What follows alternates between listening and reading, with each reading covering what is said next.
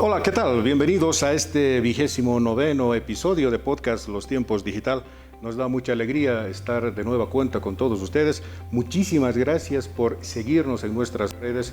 Muchísimas gracias por suscribirse. Si le gusta este contenido, por favor, comparta. Estamos en YouTube, estamos en Spotify, obviamente en la plataforma de Los Tiempos, www.lostiempos.com. Semana a semana estamos con todos ustedes con temas variados, importantes. Muchísimas gracias también por todos los mensajes que nos hacen llegar. Para hoy tenemos un invitado muy especial. Tenemos a Batman en nuestro episodio. Obviamente pues nos gustaría muchísimo, pero sin embargo estamos con Batman, pero desde otra perspectiva. Literalmente estamos con Luis Aguirre. Él es biólogo, egresado, graduado de la Universidad Mayor de San Andrés, y obviamente pues, nos es grata esta presencia porque hablaremos de todo lo que significa los murciélagos, esos animalitos tan importantes para la biodiversidad, sin embargo también muy mal interpretados. Hay una serie de mitos con respecto a este tema.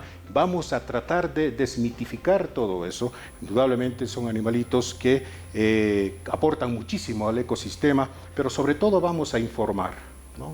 Yo creo que desde ese punto de vista este podcast, esta entrevista va a ser valiosísimo. Sin más, le damos la bienvenida.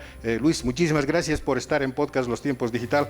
Un placer tenerte aquí en Los Tiempos, indudablemente, para hablar de los murciélagos.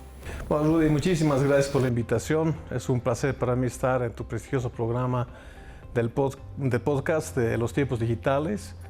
Creo que es un programa que yo lo sigo bastante, lo veo con regularidad, que informa de cosas muy importantes, muy relevantes para la sociedad y que son además claves para el medio ambiente y para la gente en general. Y para mí, por supuesto, un gusto poder conversar de una de mis pasiones más grandes en la vida, que son los murciélagos. Exactamente, Luis. Quiero empezar con algo que creo que es muy importante. Poco se sabe de los murciélagos.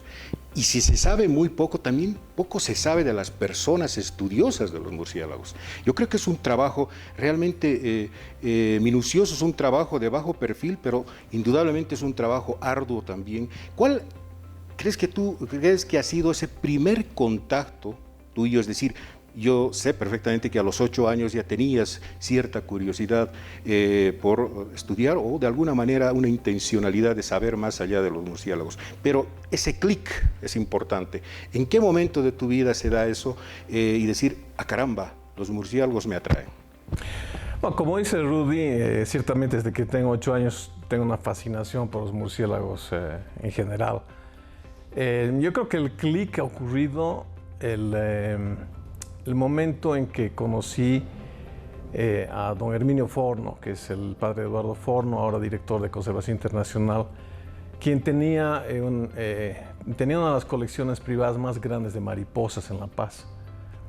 Y al ver esta colección de mariposas, yo me sentí sumamente atraído por la posibilidad de estudiar en general los animales, ¿no?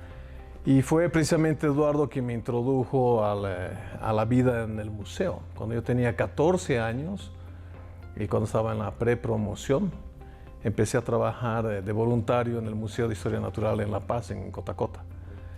Y ahí, trabajando en el museo, conocí a un japonés que trabajaba precisamente con murciélagos, Masaki Yoneda. Y Masaki me mostró los primeros ejemplares de murciélagos que había en la colección. Y se ha podido ver que era mucho más de lo que uno pensaba normalmente. Desde ahí hasta entonces, mi trabajo actualmente en el Centro de Biodiversidad y Genética de San Simón es que desarrollo trabajos, estudios, apoyo a estudiantes relacionados con la temática.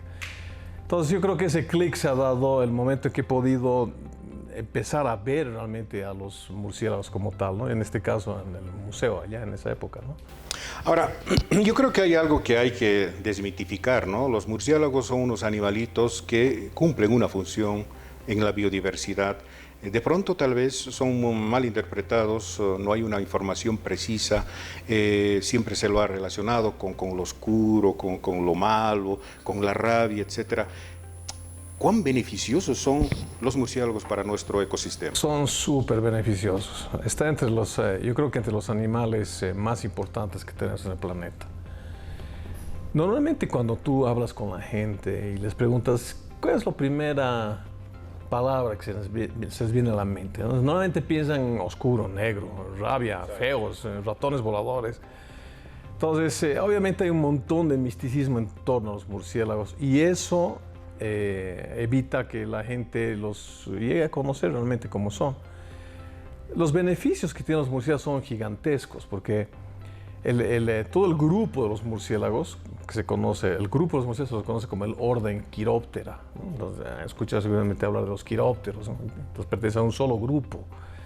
Todo ese grupo, entre todos los mamíferos, es uno de los más diversos que existe en cuanto a dietas. Hay murciélagos que comen frutas, los que toman néctar, los que comen insectos, los que comen, algunos son carnívoros muy raros, existe el murciélago vampiro evidentemente, pero en general la mayoría de los murciélagos comen insectos. Entonces el beneficio pasa precisamente por qué cosas son las que están comiendo los murciélagos. Por ejemplo, un murciélago pequeñito, más o menos de ese tamaño, con las alas abiertas más o menos así de unos 20-30 centímetros, puede llegar a comer entre 300 y 1200 mosquitos por hora y por noche. Entonces, existen algunas colonias que pueden llegar a tener 20 millones de murciélagos viviendo dentro. Si cada murciélago se come más o menos un promedio de 1000 mosquitos por hora, 20 millones de murciélagos están comiendo lo equivalente al peso de 23 elefantes por noche en bichos. Y muchos de esos bichos son perjudiciales, por ejemplo, a la agricultura. Son plagas del maíz, son plagas del algodón, o plagas del durazno, de la misma uva. Entonces, estos murciélagos lo que hacen es controlar las poblaciones de insectos y mantenerlas bajas, ¿no? Entonces, son controladores claves de plagas. Los que comen frutas son conocidos como los jardineros de los bosques, porque comen, por ejemplo, una fruta de un árbol, se lo comen, se van volando y en el vuelo van defecando y caen las semillas y crece de nuevo el árbol, ¿no? Y los que toman néctar son claves para la polinización de plantas tan importantes como el ágave, por ejemplo, el maguey.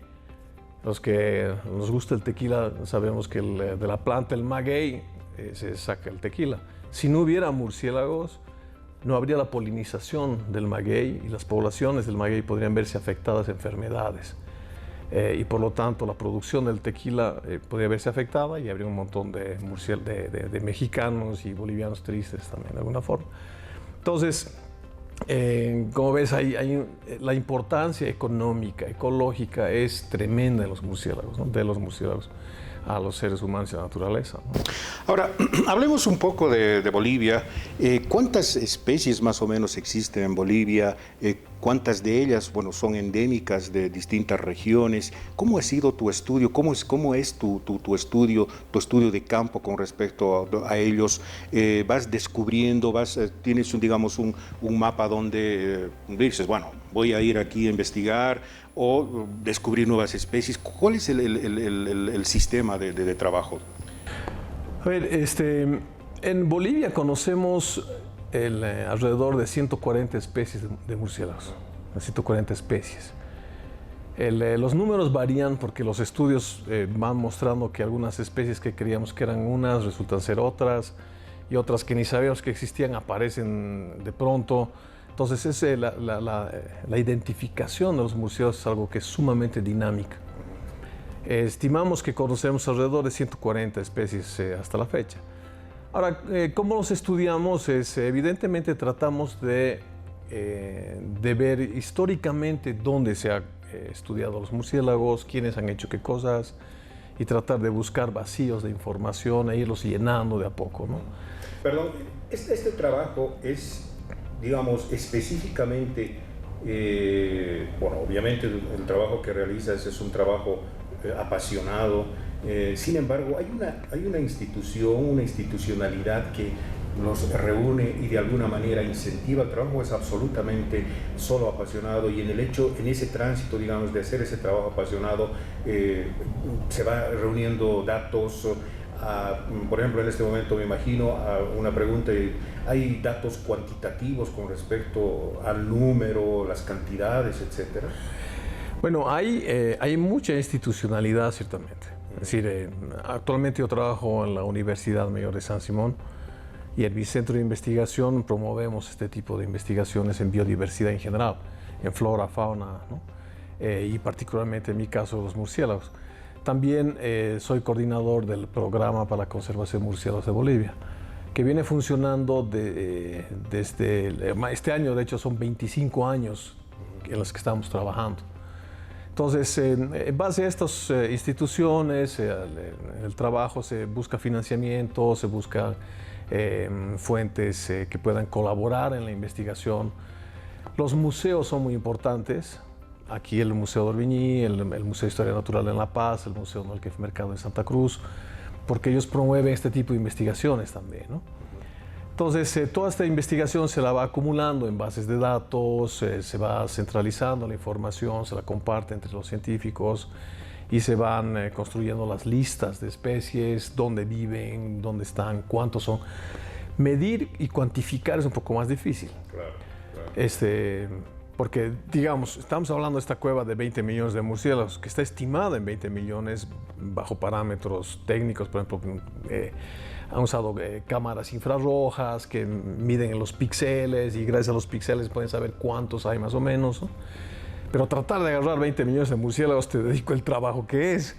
Entonces es difícil estimar. En el campo uno normalmente va y pone una malla, que parece una red de voleibol, pero de malla delgadita, donde uno pone, donde cree que los murciélagos van a estar pasando, y ahí caen, se enredan y los atrapas. Los atrapas, los mides, algunas veces los marca y se los suelta. Entonces así puedes tener una estimación de la abundancia, de cuántos individuos hay de qué especies, ¿no?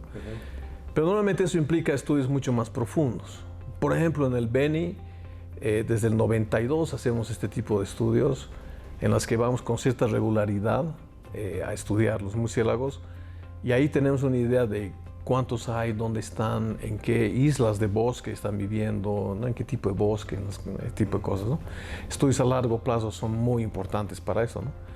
Ahora, hablemos un poco de lo que significa su modus vivendi de los murciélagos. Supongo que cada especie tiene una forma distinta de alimentarse, una dieta distinta, una forma de reproducirse distinta.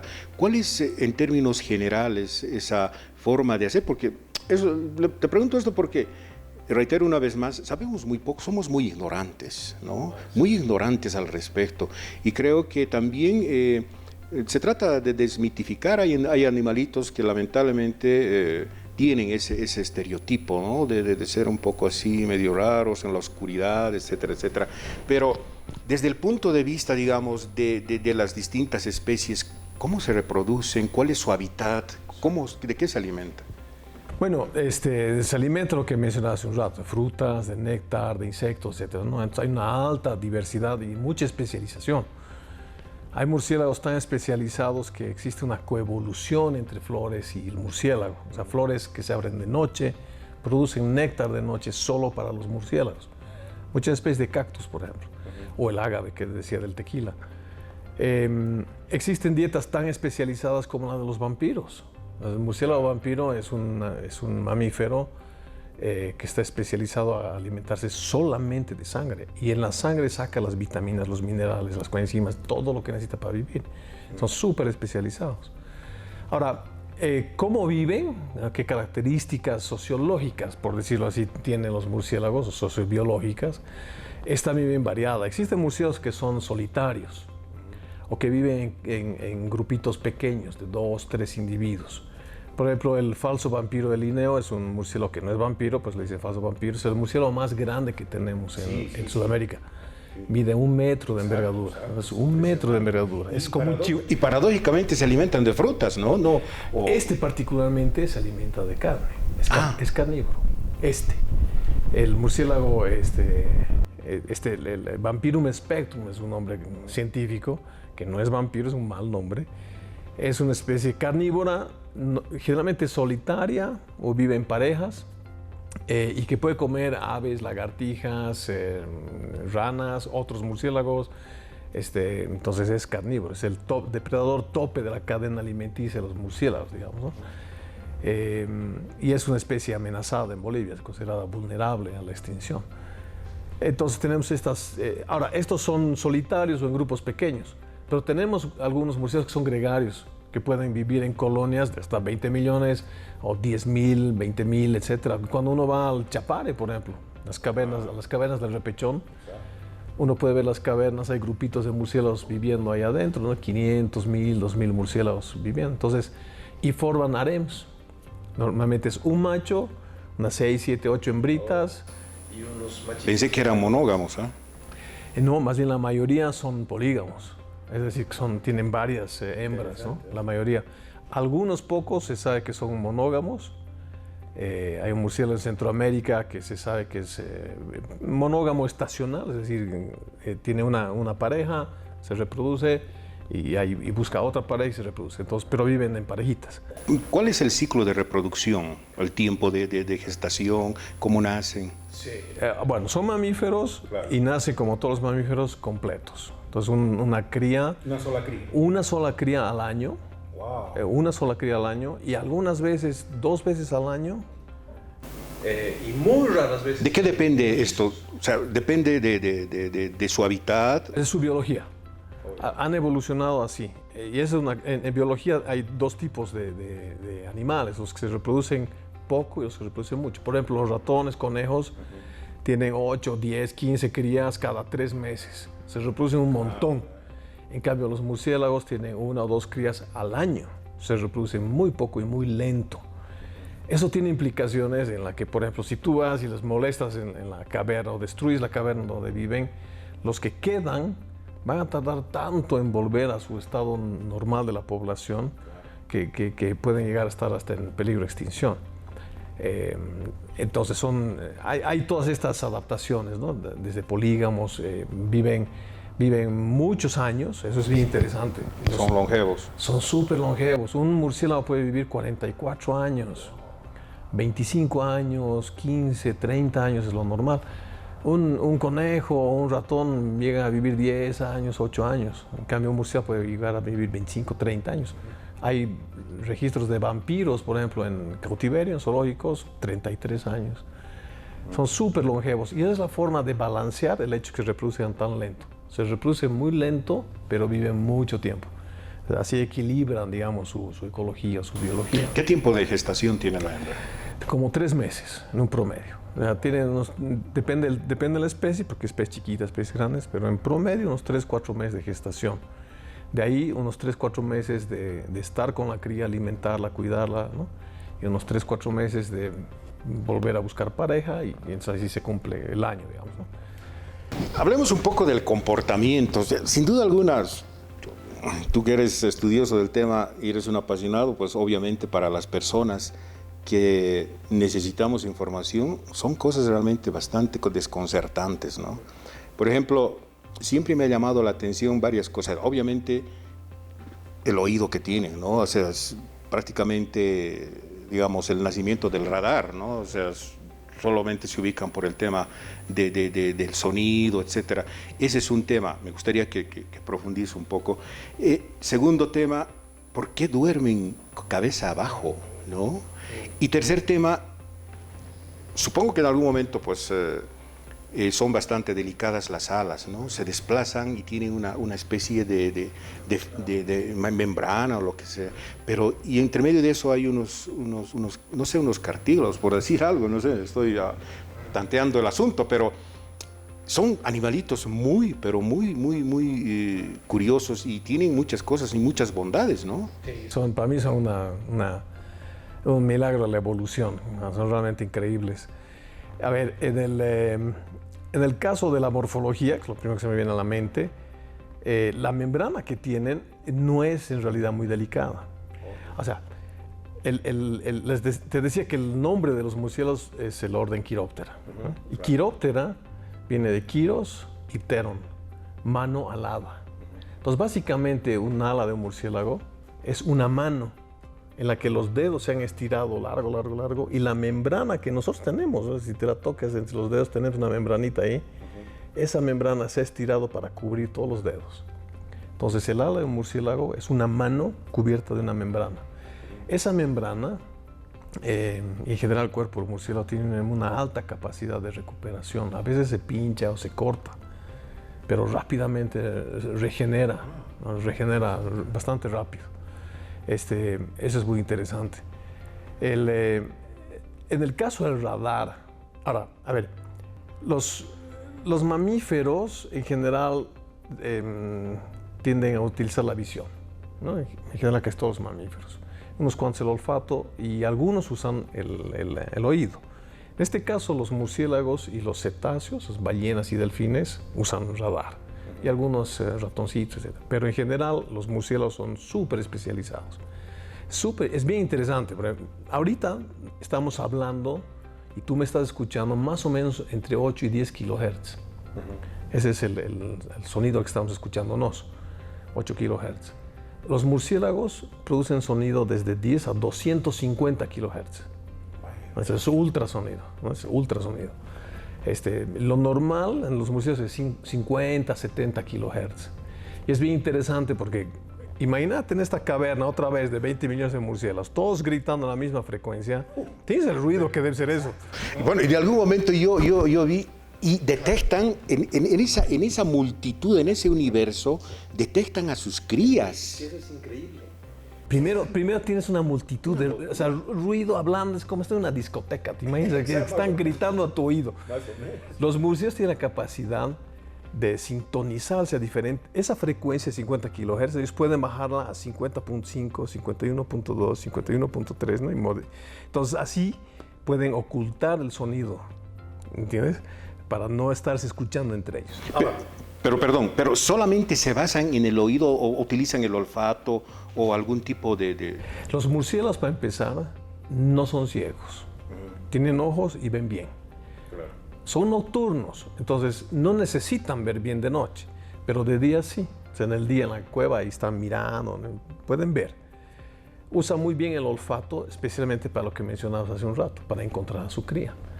En esta cueva gigantesca, donde hay un montón de murciélagos, bebés, ¿no? Porque las mamás llevan a los bebés a un lugar en especial, hay puro bebés.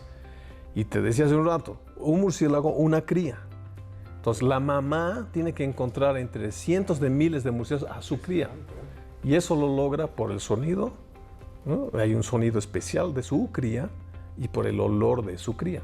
O sea, un murciélago puede olfatear y sentir a su propia cría. Y esa de ahí, y no la que está al lado, es su cría. Entonces puede reconocerla muy fácilmente.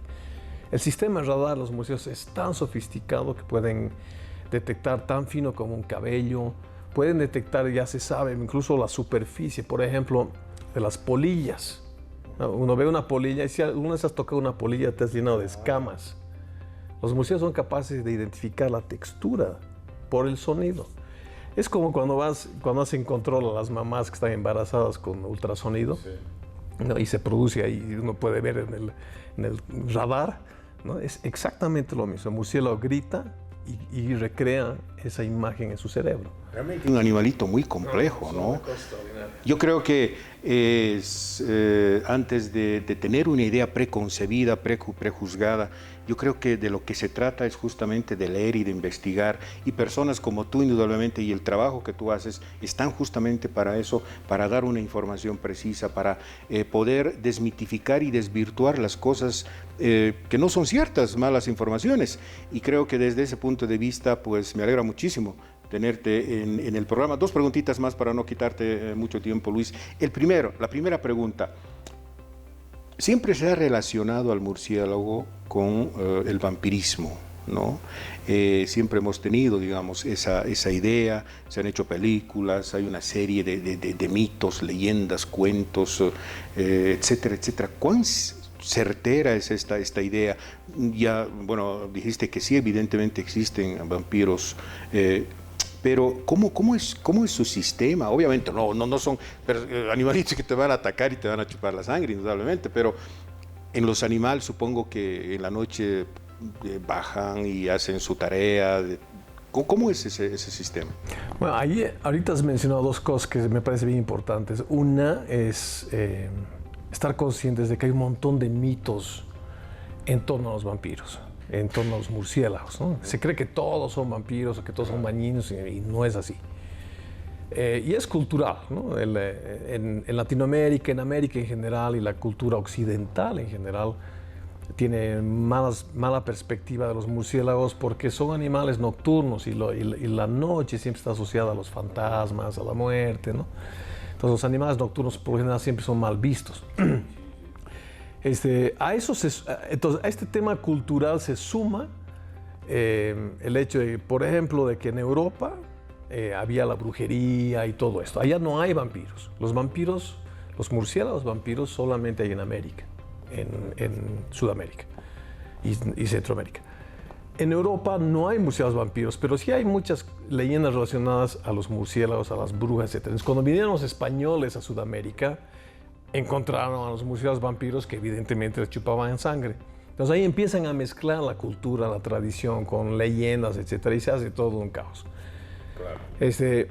Y claro, hay cosas que sí son ciertas. A los murciélagos vampiros, te decía hace un rato que en Bolivia se conocen alrededor de 140 especies de murciélagos.